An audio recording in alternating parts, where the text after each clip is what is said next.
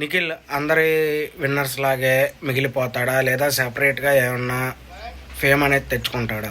నేను ఎందుకు ఇలా అన్నానంటే, ఇప్పుడు దాకా 8 సీజన్లో గెలిచిన ప్రతి ఒక్కరు ఎవ్వరు అంత సక్సెస్ అయితే అవ్వలేదు బయట.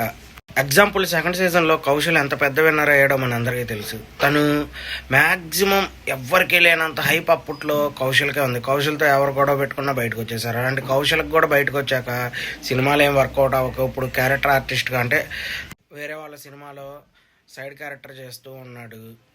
తర్వాత వచ్చిన వాళ్ళు ఎవ్వరు అసలు విన్ అయిన వాళ్ళు ఎవరు క్లిక్ అవ్వాల. కనీసం టాప్ 5లో ఉన్న వాళ్ళు బాగా క్లిక్ అయ్యారే కానీ విన్నర్ అయిన వాళ్ళు ఎవరు అలాగే మిగిలిపోయారు. నేను చూసిన వాళ్ళు ప్రతి ఒక్కళ్ళు, మీరు కూడా 8 మందినే చూసే ఉంటారు, 8 మంది అలాగే ఉన్నారు.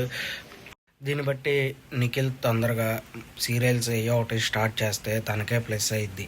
ఎందుకంటే ఇప్పుడు ఈ 8 మంది కూడా లేట్గా తర్వాత మనకి మంచిగా సినిమాలు అయ్యి ఆఫర్లు వస్తాయి అని ఆగారు. ఎవరికి ఏమీ రాలేదు. అలాగే వెయిట్ చేస్తూ ఉంటే నిఖిల్కి కూడా తర్వాత వచ్చే అవకాశాలు చాలా తక్కువే ఉంటాయి. దీనిపైన మీరు ఏమనుకుంటున్నారో కామెంట్లో మెసేజ్ చేయండి. అలాగే మన ఛానల్ లైక్ చేయండి, షేర్ చేయండి, సబ్స్క్రైబ్ చేయండి. బాయ్.